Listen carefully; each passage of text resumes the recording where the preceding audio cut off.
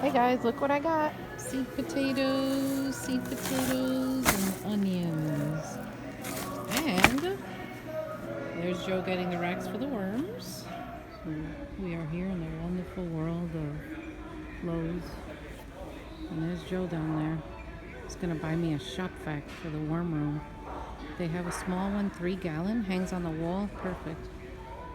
But y'all, you know how much I hate shopping. Oh my gosh. I'm grateful, but man, I hate shopping.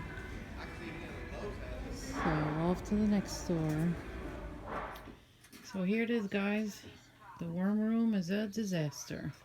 But these are the nurseries, but look at the wall now. And here's Joe building the shelves for worms. Remember all the stuff that was there? Now it's gone. So I'll show you all when this is done, or I'll bring you along through the process. So people are going to ask me what kind of racks we use. I'm going to show you. This is it. Sorry, the phone is silent. This is the one. We get them at Menards. We get them at Menards, and they're really good. How much weight do they hold, Joe? Each shelf holds 500, and there are 5 shelves. So, yeah, that's plenty. There's not going to be any worm that's 500 pounds. So, that's plenty of room. And then we ordered the plastic bins, and we're going to be able to fit more of them. Yeah, those are 5 inches deep as opposed to 7. We can't find the 7-inch ones. Yeah. And the 5 inches deep are good depth, you were saying? Yeah, and they are. They'll be lighter to handle, and you'll fit more rows, more stacks. More shelves. That'll add more than the 5 that come with these. Right. So it's slowly converting in here. All right, I'll bring you guys back. So look at all the tubs I have to clean. This is going to be for all the worms. Now, I know some people don't clean the tubs before they use them, but I do. I don't know, just makes me feel better. I just use a little hot water, and sometimes I use this cleaner because it's natural. So I just put a little bit on a rag with warm water, and I just wipe them out inside and out, and I put them crisscross on the floor so they could dry, and then they'll be ready to use. So if you notice, these are the bigger tubs down here that I was using, but we can't find those anymore in Sam's Club. I don't know why, so we had to switch to these. Now they're smaller in depth, which is okay, but they're like, I think they're the same length. Let me show them to you. So they're not bad. This is the label. They're 20 by 15 by 5, and we got them on a website called Webstaurant, kind of like restaurant, Webstaurant. And for buying them in quantity, I think they were only like $3.86 each or $3.96 each. I don't know. I mean, we got a bunch, and I'm probably gonna order 100 more. So this is what I'm working with right now. So I'll keep you updated on all this. So these are the bins from Sam's Club that they don't make anymore, or I can't find them anymore. Tomorrow we're gonna go look in person, and that's the size. And if you could see, they're more durable than those. But if I can't find these, then I have no choice but to use those. But I do like that the depth is smaller, because when you're breeding worms, honest to God, you only need a few inches. You don't need like a big thing full up to here. You really don't. So as I use these, and I show you guys, you'll see how the worms react. But anyway, I gotta wipe all these down. Joe is gonna build me the second set of sifters with the new size mesh, and then we're gonna see how that goes. So these are the tubs. These are the smaller ones, and these are the bigger ones. I just want to show you the sizes.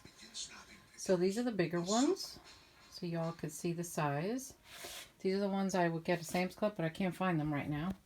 And these are the smaller sizes that we got on that website, Webstaurant, something like that. I want to show you another thing that I like to use. I like to use these buckets. They're smaller buckets, but for me, they are the perfect size.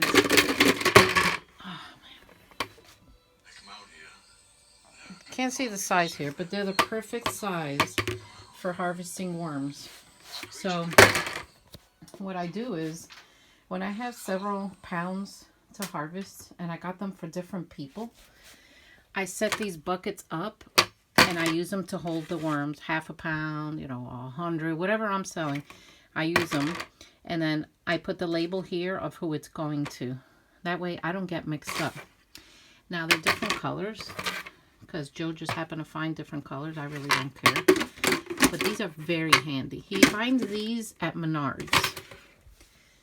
So here's the corner racks that we didn't finish building because we decided that, you see the shelf part, that part, we're going to paint them.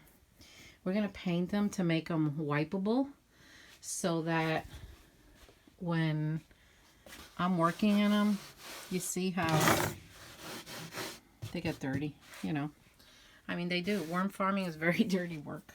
So these are going to also be painted, but we're going to paint those. And then they're all going to go here. So this room, I mean, it's better than last night. It looked like a hot mess last night. But at least here I can work if I have to. Until this transformation. Oh, sorry. Until this transformation, you know, keeps occurring here. So, and eventually these nurseries are going to be moved into the room next door. I got another room next door with a utility sink, which, man, that makes it so much easier to have water down here.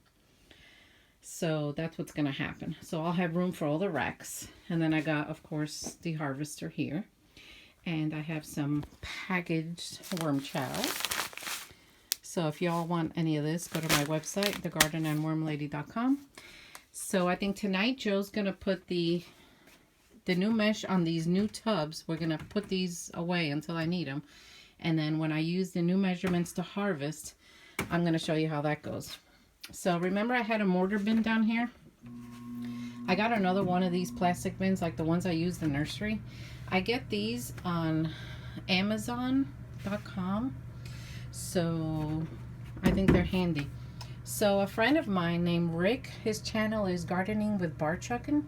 I believe on one of his videos, maybe it's the latest one, I'll have to look. He has a link in his description for Amazon shopping.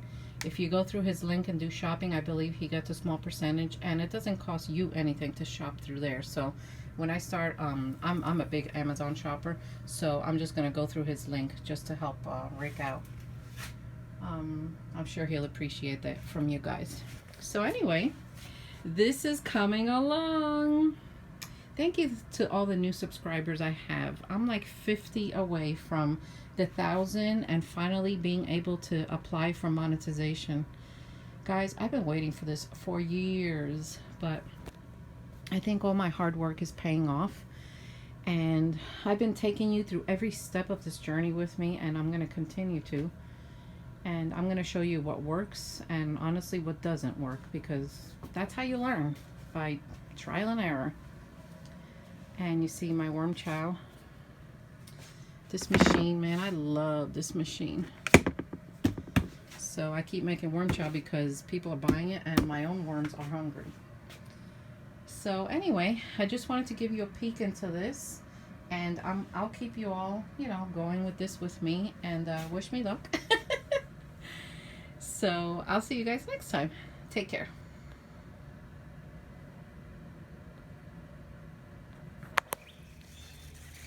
Hey guys, it's morning time. It is so beautiful here in Indiana. Spring is around the corner, but even though it's nice, here I got the dogs with me. You never know.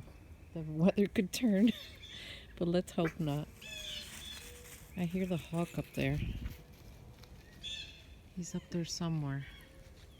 There's a hawk nesting up there, so I have to watch Nina very closely because she could be food for him or her. Olive too, but not as much because Olive is a little bigger. Nina's the one I gotta watch. So the garden is looking like it's ready to be worked. So the first thing I'm gonna plant is potatoes. And let's hope that my potato crop this year doesn't get eaten by the moles. Last year, every single potato I pulled up had a mold bite in it, had a bite. Ugh.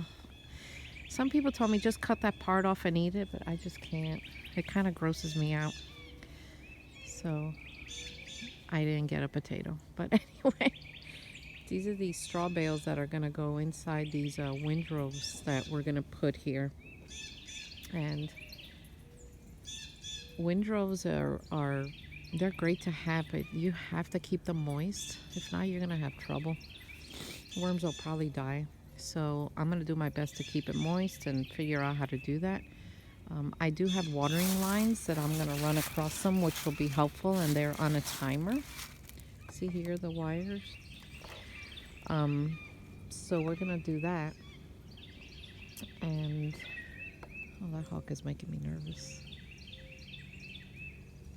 So I told Joe if it doesn't succeed, I'll just continue to breed worms inside and I'll use them to plant them. Nina! So I got to come up with a plan though for the potatoes, because I put the potatoes down here and the mole obviously got in. So if you guys have any tricks or tips I could use to keep them away, please comment down below and let me know. So last night I left Joe in the wormery.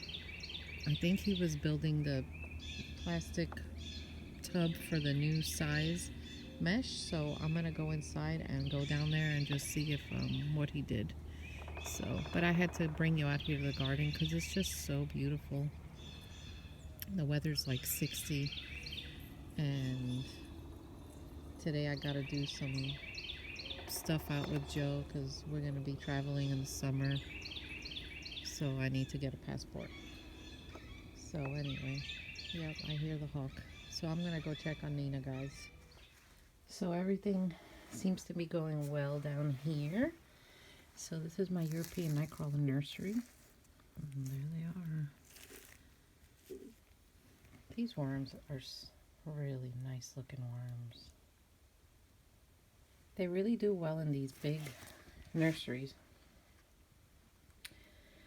They have a lot of room to spread out and do their thing and breed. And so once he builds me the new size, I'm gonna harvest half of this, and then I'll put the adults in the breeding bins behind me, and then I'll keep the babies and the cocoons in here. Look at this guy, he's just on the surface. He's a younger one, but look how big he is already. I just fed them some chow, so they're working on that. I try not to disturb the chow, that way it doesn't like go under. But as you can see, this bin is loaded. I mean, it's loaded. Wow. Look at that. They're nice. They're doing well. They're getting fat. That's the power of worm chow. For some reason, they like to hang out in corners. I don't know why. I just find them there. Maybe it's cooler there. I'm not sure. So since they like it there, we're going to put them right back, and that's okay with me. So we're going to cover them. So I see that Joe is getting ready today to do the new size mesh. So anyway, I got all these bins clean last night, so that was an accomplishment. So I have some leftover kale stems, and see, so I'm gonna put them in each of the bins divided so they can have a snack, and I'll bring you guys back. Let me show you the Louisiana swamp worm. So this is the new bedding I told you I was experimenting with, which I really like. It holds moisture and it takes a while to break down, which is good for me because my main purpose in this business is worms. It's not castings, even though I have a ton of castings and I do sell it. My main product is worms. So when you want a business like this, you have to choose. Do you want castings or do you want worms? So let me show you right under the surface what they look like.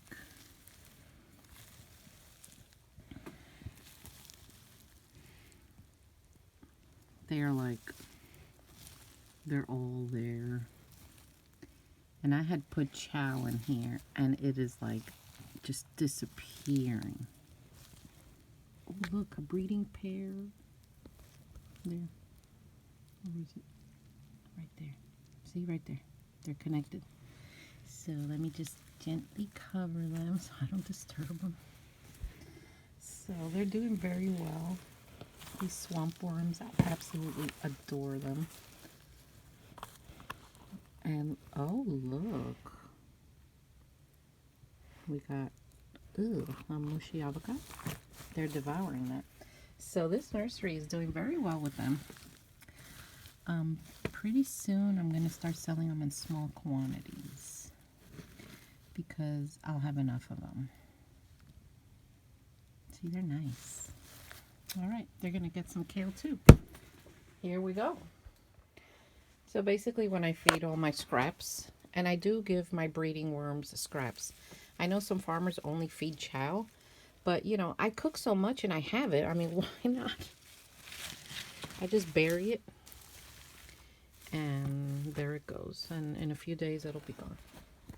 So these swamp worms, they really like things like this. Plus, you know, when you feed them different types of food like this, at least in my opinion, I think you get healthier worms and you get better looking castings. That's just always been my opinion. So I'm going to feed these are authentic red wigglers, Acinia fetida. And then these two are the Euro nurseries. So when I feed these worms, let me move these bins aside with my foot. I switch hands because I don't want to get any swamp worms in here, especially since this is a pure breed, which, oh my gosh, they're so hard to find these days, at least from someone who's honest. And I know I have pure breed this time because I know what they look like. Look at that. See the bulge? Let me see if I could grab him. It's weird looking through the camera. See, they're all on, see how they're all on the surface? These worms are surface eaters. Well, most composting worms are. They usually go 5 to 6 inches. Look, see the clitellum? That's a red wiggler right there, guys. Red wiggler. So I'm going to start breeding these a little more. Oh, look, another pair breeding. Boy, you guys are lucky today. Man, you guys are lucky. Here the red wigglers breeding, and you had swamp worms breeding. All we need now is for the Euros to show their breeding. But anyway, since they're doing that, I'm just gonna gently just cover them so I don't disturb them. So here in the middle, I'm gonna give them their kale. Oh, they have something else down here. What the heck is, oh, okay, it was an avocado. So let's go over here. Give them a little trench here. These worms have really reproduced very fast. Like they really have. Give them some good old kale. Kale will give them some calcium. So there we go. So we're gonna cover them. See this newspaper, they like go through it very fast.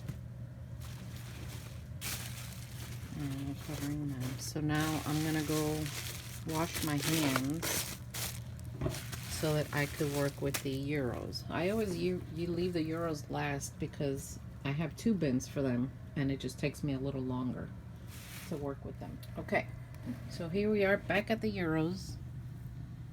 And, oh boy, look, this guy's really big.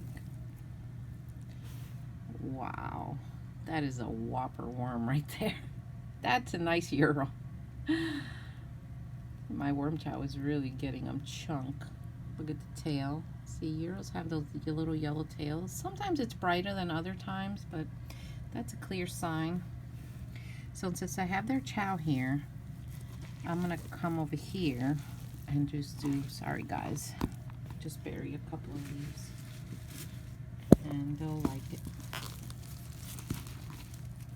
Now kale, like, it takes a while to break down sometimes. And if you don't bury it, guys, it will smell weird. It will. So let's bury kale. Oh, look at this one. Oh my gosh, there's another big one. Shoo! You are big. Wow, look at that. Alright, sorry to have disturbed you. So let's put him there. So, and they'll enjoy that. They're gonna enjoy that. So these bins, I got them on Amazon. I really like them. They're sturdy. They're not like, they're not a weak plastic. I've had very success with these. I've had good success with these bins. So we're gonna keep using them. And I always have a spare somewhere because you never know. You know, I get messages from people, you know, they got the good deals or they got a load of worms they want to get rid of. And I don't just do that from strangers. It's usually people I know well. So, because worm business is not easy. You know, I've had a lot of people start and then they just don't do it anymore. It's challenging. But, you know, like anything, you got to give it a go if you really want it. So, there you go. All right, guys. I'll bring you back as pieces of this go along. And this transformation in here. I keep putting my finger in the shot. I'm sorry. So, I'll keep you guys updated. Please like and subscribe. And I appreciate y'all. And I'll see you next time. So, look at my sink after working with the worms. See all that? It's gonna happen. Worming is a dirty job. So it's very important to clean your surfaces between worm species because you could easily introduce a cocoon of one species to another that you just don't want to mix. I mean, easily. A little cocoon could like sit there and then you could somehow get it on your hand or, you know, mix it in. So we want to clean everything in between. And of course clean everything at the end of the day. But this part is really important because you don't need a mixing if you don't want it. You know what I mean? And that cleaner I have is plant-based. It's natural. I know I'm not affiliated with them or anything. It just smells amazing and it does a good job. And Joe buys it for me. I don't even know where he gets it. He just comes home with it. And it's really important to just do this because, I mean, if species mix, it's not the end of the world. But if you're selling, you don't want to have them mixed and lie to people, guys. Because that's just going to get you a bad name. And then people won't trust, and that's not good. So, this is the goal. Clean, clean, clean. So there we go, guys. Nice and clean. Ready for the next whatever I have to wash that has to do with worms. And there's no cross-contamination. So that is a very good tip for beginners and veteran worm farmers. Cleanliness, and so you don't mix species. All right, y'all? So now's my time to have my cereal, chill with Olive and Nina, and catch up on some YouTube.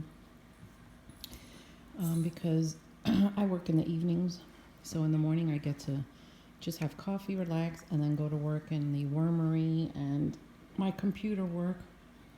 So whoever has made it this far in this video, which I don't even know who will, do you all like these type of vlog videos? Just showing the behind the scenes of, you know, my business and the Wormery and just all the stuff I buy and eat. Do you like all this type of video? Let me know. I would love to know what people think. So now I'm going to do this. And today it's going to be 62 outside. So there's the forest. It's going to be nice. And there's Nellie. We have a green cheek conure. That was my daughter Izzy's bird. When she was 10, I believe we gave it to her, and she's 20 now, and the bird is still there. She's cute though. It's spring, so she's a little, she gets a little crazy at springtime, but anyway, time to catch up on all your videos. So people say I sit weird. Do any of you sit like this on the couch? Just put your legs up and sit like sideways? I don't know. This is the only way I feel comfortable.